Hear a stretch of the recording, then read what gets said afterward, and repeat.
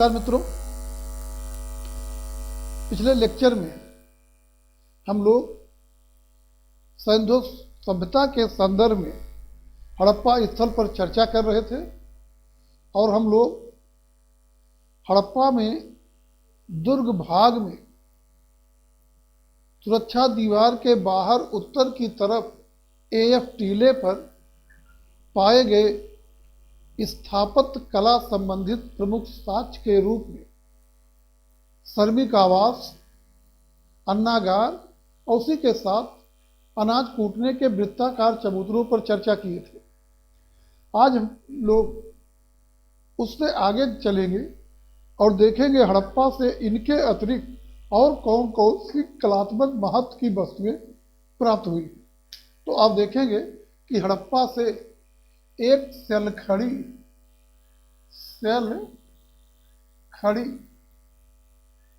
English होती है इसके लिए स्टेटाइट की बनी, सेल खड़ी अर्थात स्टेटाइट की बनी ऐसी मुहर मिली है जिस पर गरुड़ का अंकन है और गरुड़ पंजे में सर्प को दबोचे हुए है। ठीक इसी तरह की एक मुहर पाकिस्तान के बलूचिस्तान में नाल से भी प्राप्त हुई है और नाल की मुहर भी सेलखड़ी की बनी है। उस पर गरुड़ का अंकन है और गरुड़ पंजे में सर्प को दबोचे हुए है। गरुड़ पंजे में सर्प को दबोचे हुए है। इसके अलावा देखेंगे कि यहाँ पर हड़प्पा में एक ऐसी मुहर मिली है जिस पर एक नग्न नारी पीपल वृक्ष की दो शाखाओं के बीच में खड़ी दिखाई गई है। यहीं पर हड़प्पा में एक ऐसी मुहर मिली है जिस पर जांघिया जैसे वस्त्र पहने एक देवता को पीपल की टहनी का गोल घेरा बनाकर उसके बीच में खड़ा दिखाया गया है।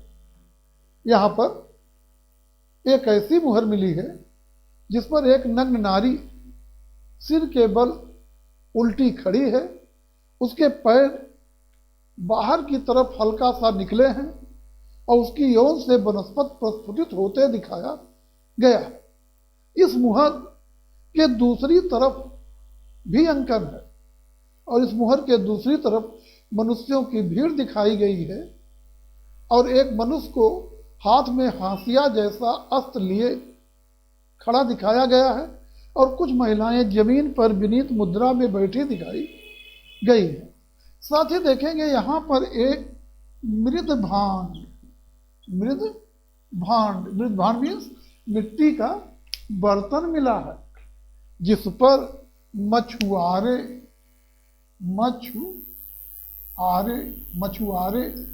का चित्र बना हुआ। इसके अलावा हड़प्पा में आप देखेंगे तांबे की बनी पुरुष आकृति मिली है। तांबे का ही दर्पण मिला है। तांबे का स्केल मतलब लंबाई नापने का पैमाना मिला है और तांबे की इक्का गाड़ी मिली है। तांबे की इक्का गाड़ी मिली है। तो तांबे की पुरुष आकृति, तांबे का दर्पण, तांबे का स्केल और तांबे की इक्का गाड़ी मिली है। आगे देखेंगे हड़प्पा में एक लगभग 9 सेंटीमीटर ऊंचा लाल बलुआ पत्थर का बना 9 सेंटीमीटर ऊंचा लाल बलुआ पत्थर का बना सिर विहीन मानव धड़ मिला है। 9 सेंटीमीटर ऊंचा लाल बलुआ पत्थर का बना, लाल बलुआ पत्थर का बना सिर विहीन मानव धड़ योग की मुद्रा में मिला है। जॉन मार्शल इसे शिव का योगी रूप घोषित करते हैं। जॉन मार्शल इसे शिव का योगी रूप घोषित करते हैं।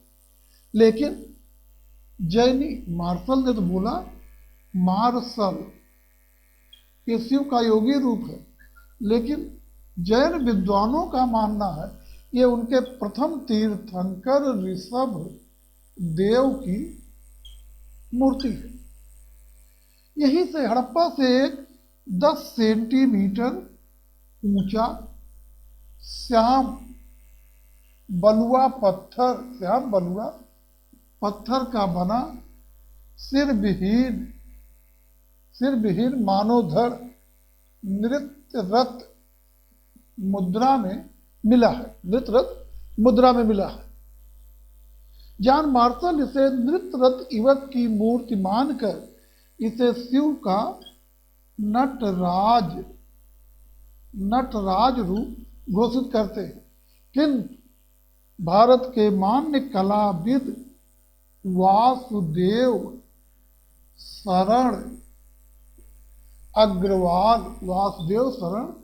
अग्रवाल नारी सुलभ विशेषताओं जैसे नितंब भारी और कमर पतली होने के कारण इसे नृत्य रथ युवती की मूर्ति मानते हैं। नृत्य रथ युवती की मूर्ति मानते हैं। इसके अलावा देखेंगे कि हड़प्पा से आपको कांचली मिट्टी की बनी गिलहरी मिली है। कांचली मिट्टी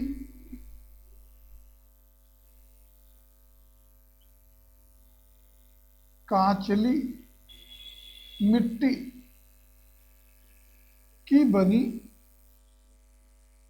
गिलहरी मिली है। पहले तो ये जानिए कांचली मिट्टी क्या होता है। क्वार्ट जाइट पत्थर और सीसा का बारीक चूर्ण बनाकर और इसे मिट्टी के साथ मिलाकर आधार सामग्री तैयार की जाती है और इससे जो भी आकृति बनाई जाती है उसे छाये में सुखाने के बाद आग में पका लिया जाता है, जिससे आकृति कांच की भांति चमकने लगती, माने कांच जैसे कांचला हो जाती। इसीलिए इसे कांचली मिट्टी कहते हैं और इसके लिए इंग्लिश है फियांस। तो यहां से कांचली मिट्टी की बनी एक गिलहरी मिली है। साथ ही आप देखेंगे कि यहां पर मछली कछुआ घड़ियाल आदि जलचरों की मृण मूर्तियां मिली। मुख में खरगोश पकड़े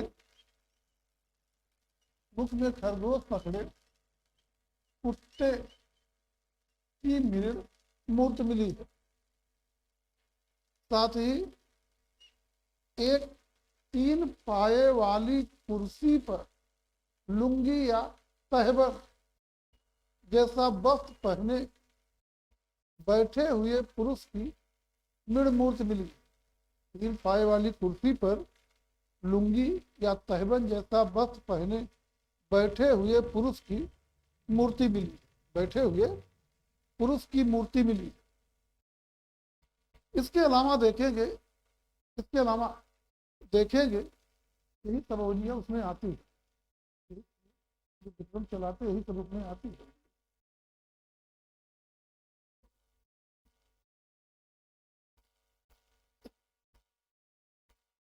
इसके अलावा देखेंगे कि यहाँ पर जो है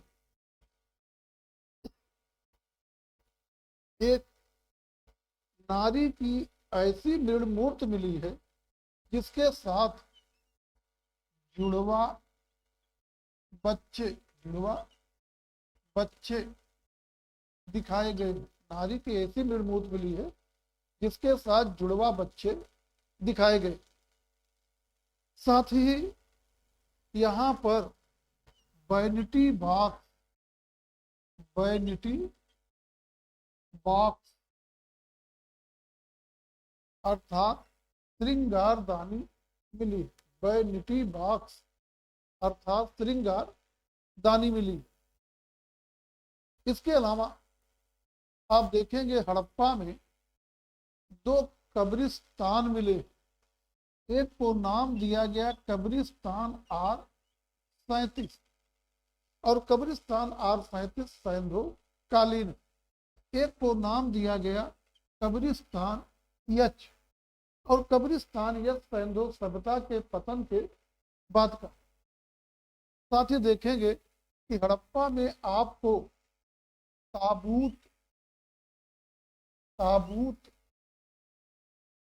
समाधान का साक्ष्य मिला, जिसके तहत देवदार लकड़ी की का ताबूत माने सौपात बनाकर उसमें रखकर शव को दफनाया गया। देवदार लकड़ी का ताबूत बनाकर उसमें रखकर शव को दफनाया गया। साथ ही देखेंगे उसमें रखकर शव को दफनाया गया।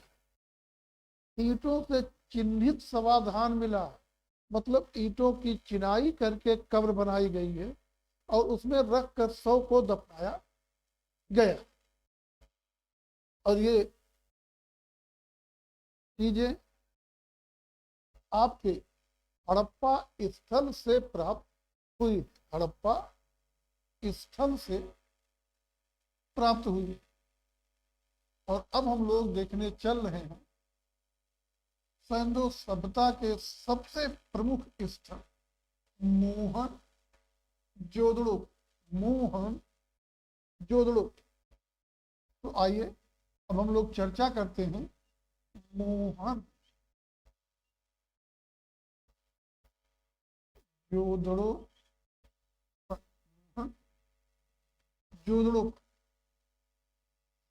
मोहनजोदड़ो का शाब्दिक अर्थ होता है मृतकों का टीला।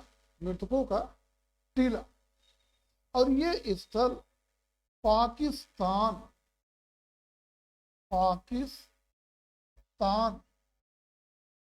के सिंध प्रांत में सिंधु नदी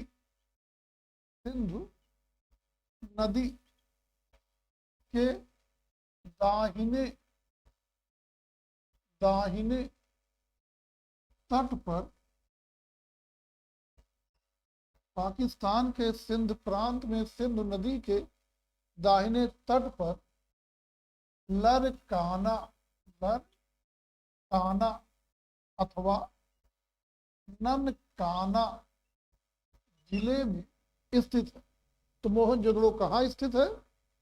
पाकिस्तान के सिंध प्रांत में सिंधु नदी के दाहिने तट पर लरकाना अथवा ननकाना जिले में स्थित है।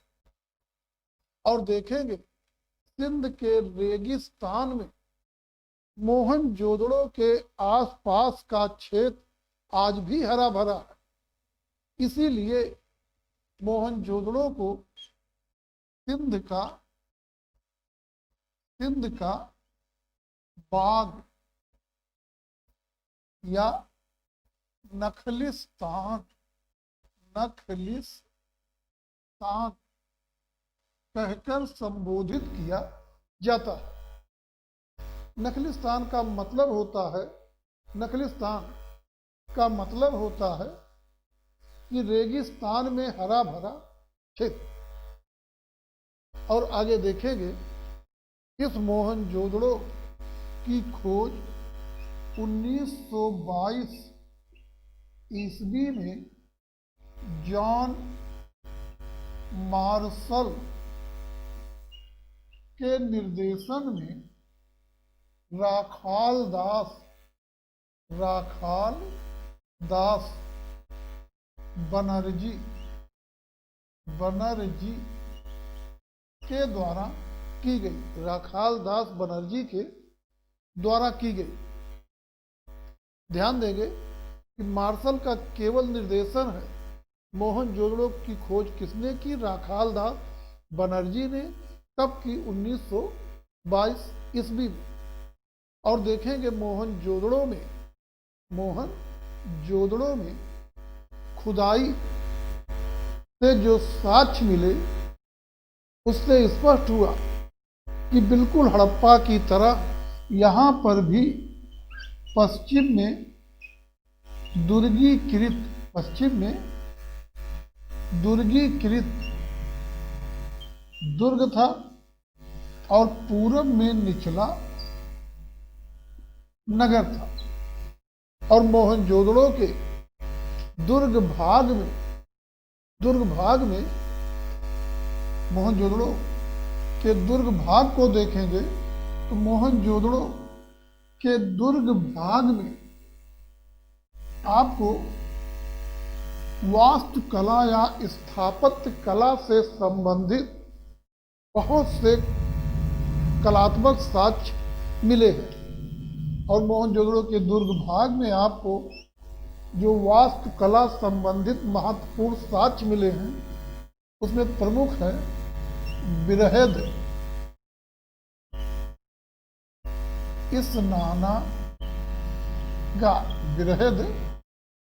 स्नानागार। सभा भवन, पुरोहित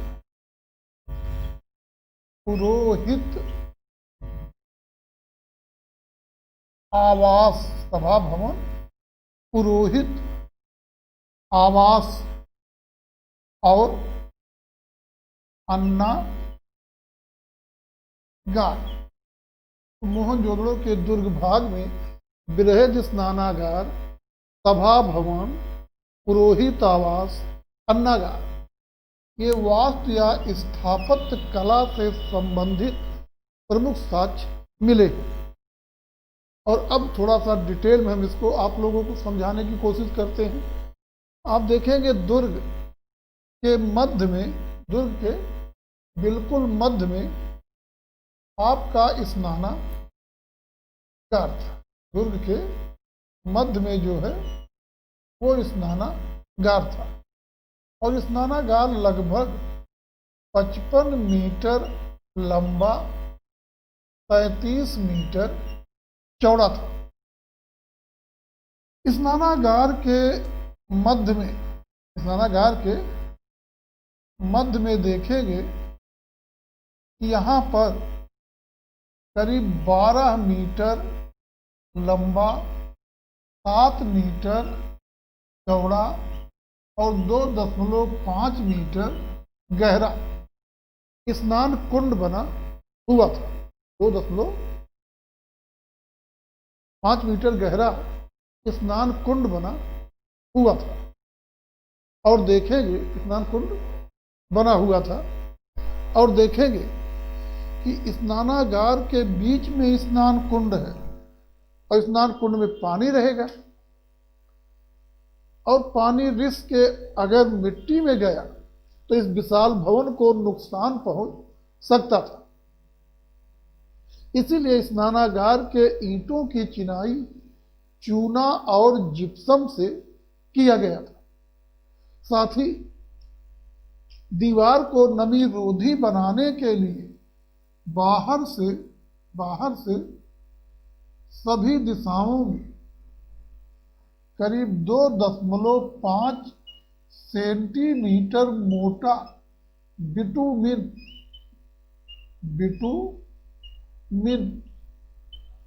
का लेप लगाया गया था। बिटुमिन का मतलब है डामर या अलकतरा या गिर पुष्पक, चारकोल आदि कह सकते हैं। वही जो सड़क बनाने में प्रयोग होता है डामर, तो उसी को बिटुमिन कहेंगे। करीब 2.5 सेंटीमीटर मोटा बिटुमिन लगाया गया था। और बिटुमिन की विशेषता क्या है? ये केवल शुष्क और गर्म वातावरण में चिपकता है। ठंडे नमी युक्त वातावरण में इसकी चिपकने की क्षमता समाप्त हो जाती है, चिपकने की क्षमता जो है वो समाप्त हो जाती है। और ये जमीन के अंदर स्नान कुंड है, स्नान कुंड में पानी भरा है, तो जाहिर है यहां पर नमी युक्त ठंडा वातावरण होगा।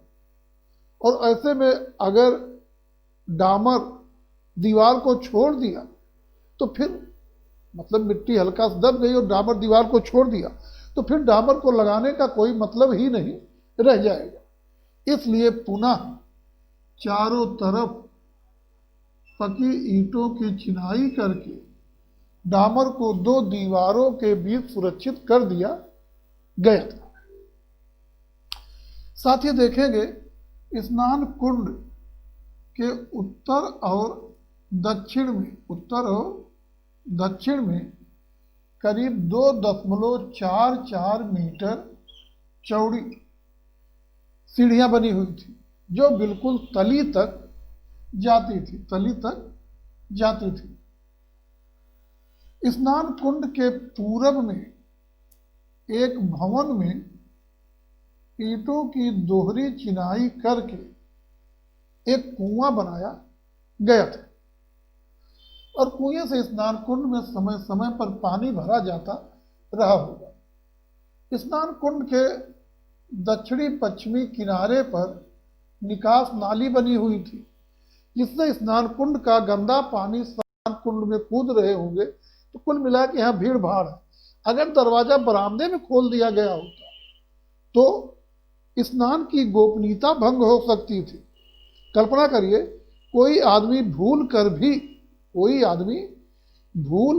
भी अगर स्नान करते वक्त दरवाजा बंद करने को भूल गया तो चूंकि यहां भीड़ भाड़ थी, इधर दरवाजा होता तो स्नान की गोपनीयता भंग होने की अधिक संभावना थी। लेकिन यहां बरामदे में कोई नहीं रहेगा, केवल वही स्नान करने वाले लोग रहेंगे और संजोग से दरवाजा खुला भी रह गया तो भी स्नान की गोपनीयता बने रहने की पूरी संभावना थी। आगे देखेंगे, यही मोहनजोदड़ो का बृहद स्नानागार है। यही मोहनजोदड़ो का बृहद स्नानागार है, जिसे जॉन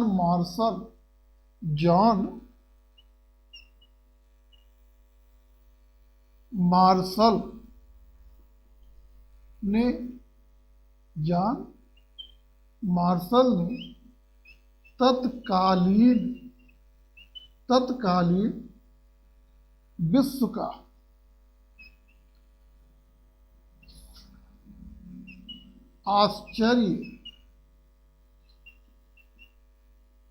आश्चर्यजनक निर्माण कहकर संबोधित किया है। जॉन मार्शल ने इसी स्नानागार को तत्कालीन विश्व का आश्चर्यजनक निर्माण कहकर संबोधित किया है। स्नानागार के दक्षिण में एक लगभग 750 वर्ग मीटर क्षेत्रफल में बना 20 स्तंभों पर टिका वर्गाकार हाल जैसी संरचना था। स्नानागार के दक्षिण में दुर्ग भाग में ही, सुरक्षा दीवार के अंदर ही, लेकिन स्नानागार के दक्षिण में एक 750 वर्ग मीटर क्षेत्रफल में बना 20 स्तंभों पर टिका वर्गाकार संरचना थी। और इसी हाल जैसी संरचना को जॉन मार्शल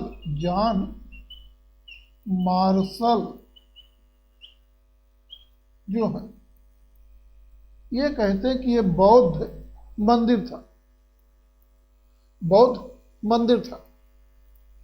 जॉन मार्शल कह रहे हैं, यहां पर देख लेते हैं, जॉन मार्शल कह रहे हैं कि ये बौद्ध मंदिर था। बौद्ध मंदिर था। के एन दीक्षित, के एन दीक्षित कह रहे हैं ये धर्म चर्चा का स्थान था। अर्नेस्ट मैके इसे शॉपिंग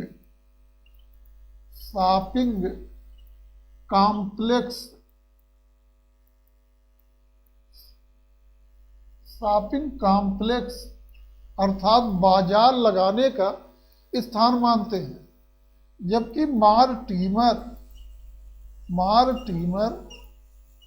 व्हीलर इसे सभा भवन मानते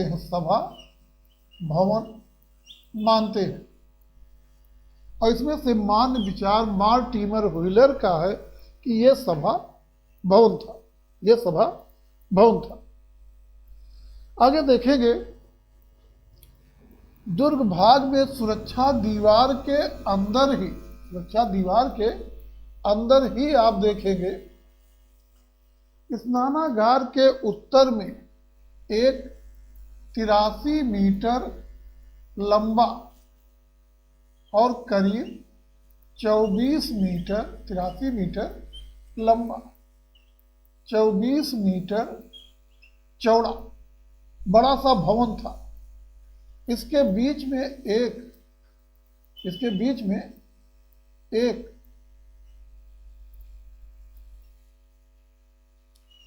100 वर्ग मीटर आकार का वर्गाकार, मतलब 10 मीटर लंबा 10 मीटर चौड़ा आंगन था। आंगन के 3 तरफ बरामदे और बरामदे से लगे कई कमरे इसमें बने हुए थे। इसी को पुरोहित या पुजारी का आवास कहा गया है। स्नानागार के पश्चिम में एक लगभग 55 मीटर लंबा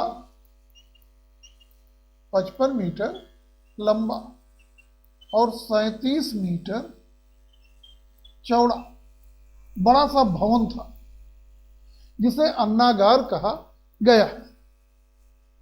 और यही अन्नागार संपूर्ण सैंधव सभ्यता में पकी ईंटों से बनी सबसे विशाल इमारत।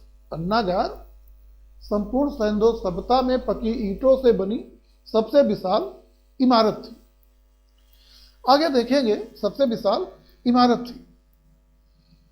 और चूंकि ये अन्नागार है, इसलिए इसकी दीवारों का भी नमी रोधी होना अनिवार्य था। और सेम यही प्रक्रिया अपनाकर इसकी दीवार को भी नमी रोधी बनाया गया था।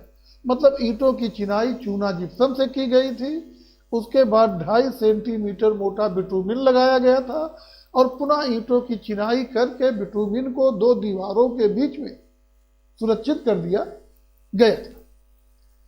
और देखेंगे, यही बृहद स्नानागार, सभा भवन, पुरोहित आवास, अन्नागार सैंधव सभ्यता के मोहनजोदड़ो में दुर्ग भाग से प्राप्त स्थापत्य कला संबंधित प्रमुख साक्ष्य। इसके अलावा देखेंगे, दुर्ग भाग में ही स्नानागार के पूरब में स्नानागार के पूरब में एक दुर्ग भाग में ही स्नानागार के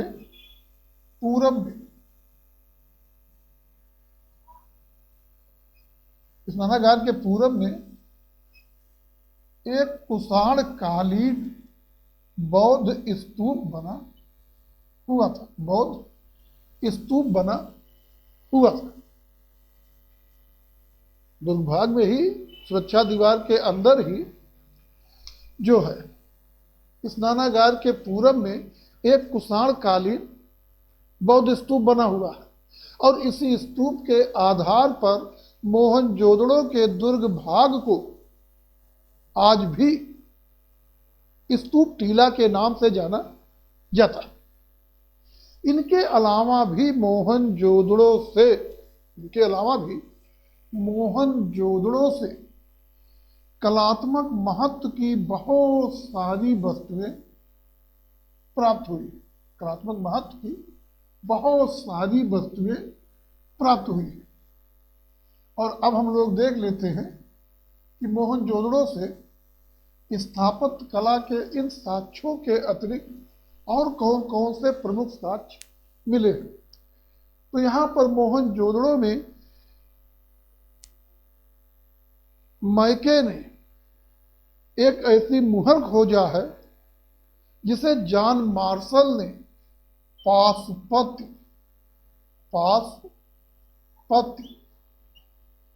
शिव की मुहर कहकर संबोधित किया। बहुत महत्वपूर्ण है कि मोहनजोदड़ो से एक मुहर मिली है जिसे जॉन मार्शल ने पाशुपत शिव की मुहर नाम दिया है। तो मुहर मोहनजोदड़ो से मिली है, खोजा अर्नेस्ट मैके ने, और उस मुहर को जॉन मार्शल ने पाशुपत शिव की मुहर नाम दिया। मुहर पे चौकी बनी है। चौकी पर एक श्रृंग युक्त त्रिमुखी, मतलब सींग के साथ तीन मुख वाला देवता पद्मासन मुद्रा में बैठा दिखाया गया है। तो मुहर है, मुहर पे चौकी बनी है, और चौकी पर त्रिमुखी श्रृंग युक्त देवता पद्मासन मुद्रा में बैठा है। उस देवता के, आपके नहीं, उस देवता के दाहिनी तरफ व्याघ्र और हाथी दिखाए गए हैं। देवता के बाएं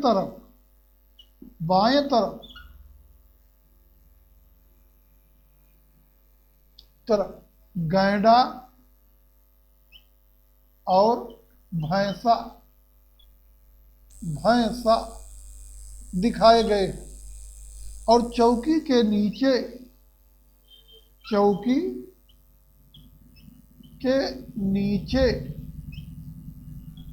दो हिरण दिखाए गए हैं, और हिरणों में एक सुरक्षित और दूसरा टूटी फूटी अवस्था में। बहुत महत्वपूर्ण मुहर है कि पाशुपत शिव की मुहर कहाँ से मिली? मोहनजोदड़ो से। दूसरे, पाशुपत शिव की मुहर में आसपास किन पशुओं को दिखाया गया है? तो व्याघ्र, हाथी, गैंडा, भैंसा और हिरण को दिखाया गया है।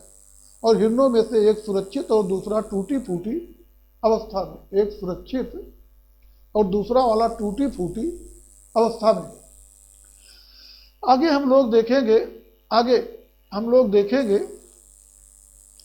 कि मोहनजोदड़ो से एक ऐसी मुहर मिली है जिस पर एक अर्ध मानव आकृति को एक साथ दो व्याघ्रों से लड़ते दिखाया गया है। और इस आकृति में जो अर्धमानव है वो दो व्याघ्रों का गला पकड़कर उन्हें दूर किए हुए है। दो व्याघ्रों का गला पकड़कर उन्हें दूर किए हुए। आप देखेंगे अपनी लिपि पढ़ी नहीं जा सकी है, लेकिन सैंधो सभ्यता की समकालिक मेसोपोटामिया की सुमेरियन लिपि को पढ़ लिया गया। सुमेरियन सभ्यता की लिपि को पढ़ लिया गया। और सुमेरियन सभ्यता में दो वीर हैं, एक इंकडू और एक गिलमिस। इंकडू को सिंह से और किलमिस को सांड से लड़ते हुए वहां पर दिखाया गया है। अपना वाला वीर कौन है पता नहीं, क्योंकि अपनी लिपि अभी पढ़ी नहीं जा सकी, लेकिन अपना वाला वीर एक साथ दो व्याघ्रों से लड़ रहा है। तो मोहनजोदड़ो से प्राप्त वो मुहर जिस पर एक अर्धमानव आकृति को एक साथ दो व्याघ्रों से लड़ते दिखाया गया है, उसे मेसोपोटामिया की सुमेरियन सभ्यता की इंकडू या गिलमिस अभिप्राय का द्योतक माना जाएगा। आगे देखेंगे यहां पर मोहनजोदड़ो में एक ऐसी मुहर मिली है जिस पर मस्तूलदार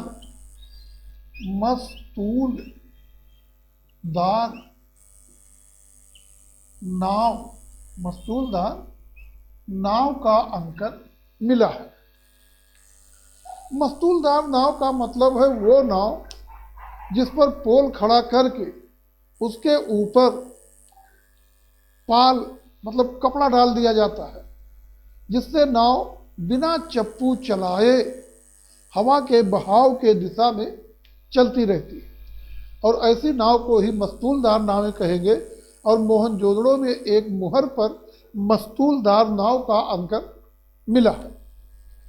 आगे देखेंगे कि मोहनजोदड़ो में एक ऐसी मुहर मिली है जिस पर एक साथ दो श्रृंगी पशुओं को पीपल वृक्ष के तने से विपरीत दिशा में निकलते हुए दिखाया गया। एक ही साथ दो एक श्रृंगी पशु हैं जो पीपल वृक्ष के तने से विपरीत दिशा में निकल रहे, इस तरह का भी अंकन एक मुहर पर मिला है। एक ऐसी मुहर यहां पर मिली है जिस पर 3 सिर वाले व्याघ्र का अंकन है।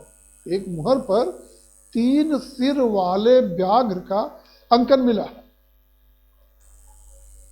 एक ऐसी मुहर मिली है जिस पर पशु के एक ही धड़ से निकलते हुए 3 पशुओं के सिर दिखाए गए हैं। पशु के एक ही धड़ से निकलते हुए 3 पशुओं के सिर दिखाए गए हैं।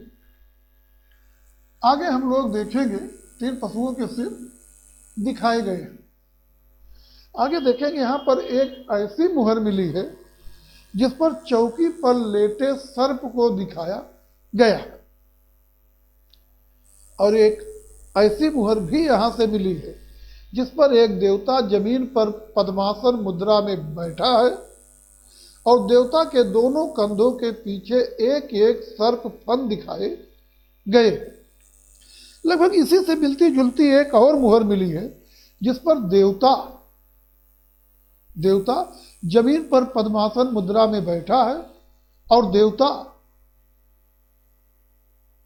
के पीछे कुछ दूरी पर 2 आदमी हाथ जोड़कर खड़े हैं, और उन आदमियों के कंधों के पीछे एक एक सर्प फन दिखाया गया। इसके अलावा देखेंगे कि मोहनजोदड़ो से कांस्य नर्तकी या नृत्यांगना की मूर्त मिली है। मोहनजोदड़ो से एक कांसे की बनी नर्तकी या नृत्यांगना की मूर्त मिली है, जो लगभग राउंड फिगर में करीब 12 सेंटीमीटर ऊंची है। राउंड फिगर में लेकर लगभग 12 सेंटीमीटर ऊंची है, और इसे मानव निर्मित प्रथम धातु मूर्ति माना जा रहा है। बहुत महत्वपूर्ण है। सिंधु सभ्यता में किस स्थल से नृत्यांगना की या नृत्यरत युवती की या नर्तकी की कांस्य मूर्ति मिली है? मोहनजोदड़ो से।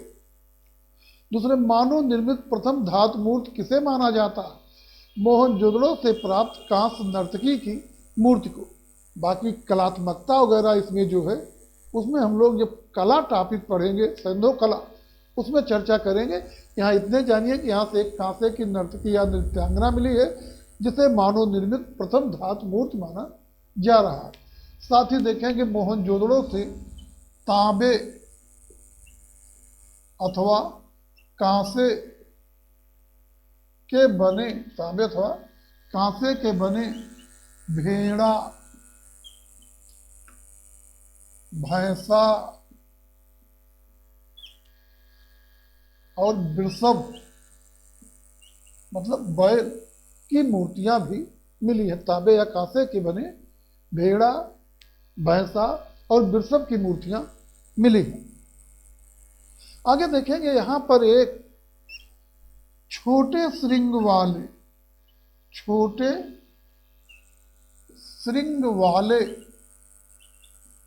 बलिष्ठ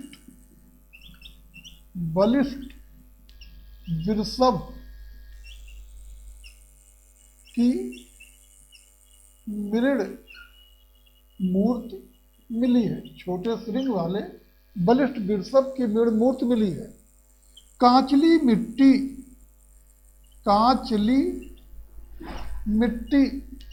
और कांचली मिट्टी में फियांस की बनी गिलहरी मिली है। एक मनका मिला है। मनका मतलब माला का दाना जानिएगा, मटका मत समझ लीजिएगा। तो एक मनका मतलब माला का दाना मिला है, जिस पर 3 बंदर बने हैं और पीछे के बंदर आगे के बंदर की कमर में हाथ डाले हुए। इसके अलावा आप देखेंगे कि मोहन जोदड़ो से चांदी के बर्तन में रखा मजीठ रंग में रंगा लाल रंग का सूती वस्त्र का टुकड़ा मिला है। चांदी के बर्तन में रखा लाल रंग में रंगा मजीठ रंग का सूती वस्त्र का टुकड़ा मिला। साथ ही सीप का बना स्केल मिला है। सीप का बना स्केल मिला है। इसके अलावा आप देखेंगे कि मोहन जोदड़ो से जो है मिट्टी की 5 बेलनाकार मोहरें मिली है। पकी मिट्टी के पाइप के साक्ष्य मिले हैं। चूना पत्थर का बना साहुल मिला है। साहुल सूत मतलब राजगीर, जिससे दीवार सीधा करता है। वो देखते होंगे दीवार पर वो लगाता है, उससे लचकदार धागे से नीचे लट्टू लटकता, वही साहुल है, और उसके माध्यम से वो दीवार को सीधा करता है। तो चूना पत्थर का बना साहुल मिला है। साथ ही देखेंगे कि मोहन जोदड़ो से संगमरमर पत्थर का टुकड़ा मिला है। मिठाई बनाने के सांचे मिले हैं। चूहा मारने की चूहा दानियां मिली हैं। मिट्टी के बने तराजू के पल्ले मिले हैं। मिट्टी के बने तराजू के पल्ले मिले हैं। और ये सभी कलात्मक वस्तुएं सैंधो स्थल मोहन जोदड़ो से प्राप्त हुए। कल हम लोग अगले लेक्चर में चांदड़ो, कोटदीजी, कालीबंगा आदि सैंधो स्थलों पर चर्चा करेंगे। और हमने पहले ही बताया था कि जो हमारा सिलेबस है, टॉपिक जो है सैंधो में, सैंधो कला हड़प्पा मोहन जोदड़ो के विशेष संदर्भ में। तो हड़प्पा मोहन जोदड़ो को हम लोग थोड़ा डिटेल में देखें और स्थलों को अपेक्षा के साथ में देखा जाएगा। तो बाकी सैंधो स्थलों पर हम लोग कल चर्चा करेंगे। और अब थोड़ा सा आप लोगों के विचार सुझाव आप देख लिए जाएं और आगे जानेंगे कि आज से ही हम लोग ऐप पर वीडियो देने वाले थे, लेकिन कुछ तकनीकी कारण से पहला दिन होने के कारण ऐप पर लाइव नहीं चल सका और उसमें हम लोग करीब आधे घंटे लेट भी हो गए और आधे घंटे लेट हम लाइव हो पाए हैं। तो लेकिन अब कल से अनिवार्य रूप से लाइव हम ऐप पर ही होंगे और दिन में समस्याएं दूर कर ली जाएंगी। तो जो लोग हमसे निरंतर जुड़े रहना चाहते हैं और चाहते हैं कि कंटिन्यू उनका सिलेबस आगे बढ़ता रहे, उनके पेपर्स हल होते रहें, समस्याएं दूर होती रहें, नोट्स उपलब्ध हों, तो लोग प्ले स्टोर से रेशनल एकेडमी नाम का ऐप लोड कर लें और प्रवेश ले लें, तभी कंटिन्यू साथ बने रहेंगे।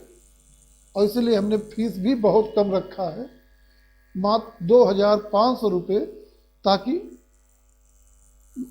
आपकी जेब पर भारी न पड़े और आप सब लोग अधिक से अधिक संख्या में हमसे जुड़ सकें। तो आइए देखते हैं आप लोगों के सुझाव क्या हैं।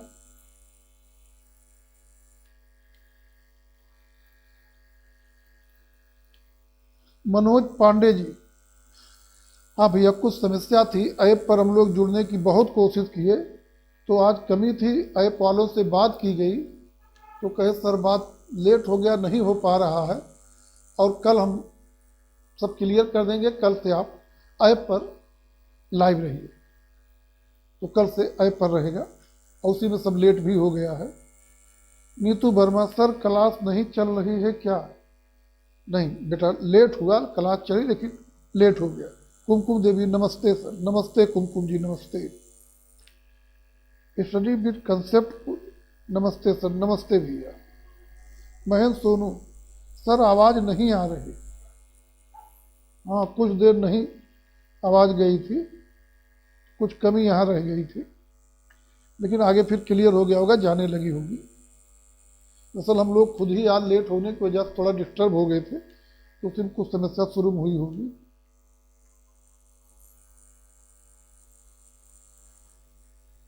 ये कौन है?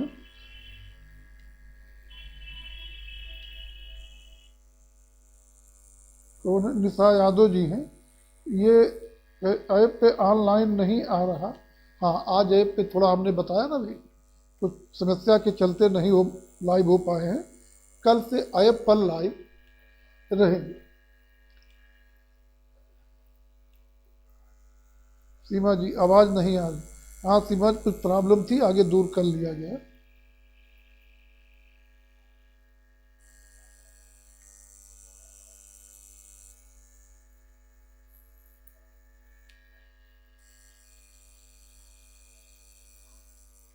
39 नहीं आ रही, 40 पर भी नहीं आवाज आ रही।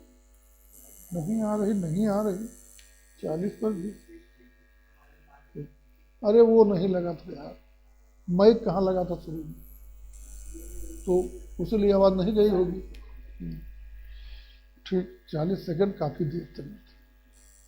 तो ठीक बेटा, जो है जो कमियां हो दूर कर ली जाएगी। कुछ लेट होने की वजह से जो शुरू में नेट सपोर्ट नहीं किया, उसलिए हम लोग कुछ डिस्टर्ब हुए, उसीलिए कुछ कमी रह गई थी।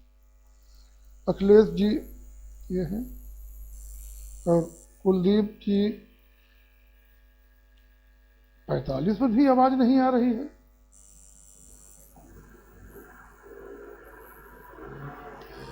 ठीक है, अगर ऐसा है तो हम लोग जो है इस वीडियो को एडिट करके तब डालेंगे और उसमें जो भी कमियां हो सुधार दिया जाएगा।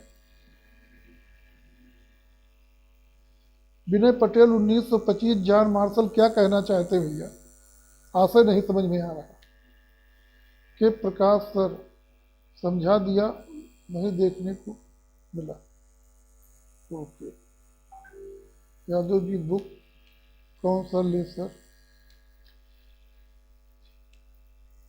अरे बुक वही पढ़िए, सभी किताबें जानकारी देती है, जनरल जानकारी। सबसे अच्छी किताब मार्केट में डॉक्टर रीता प्रताप की है, जो पूरा कोर्स कवर करती है।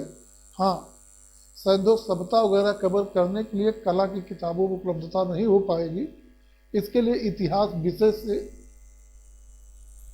आपको सामग्री इकट्ठा करना होगा, और इतिहास कोई विषय भी पुस्तक सैद्ध पढ़ लेंगे तो सब चीज़ें आपको मिल जाएंगी।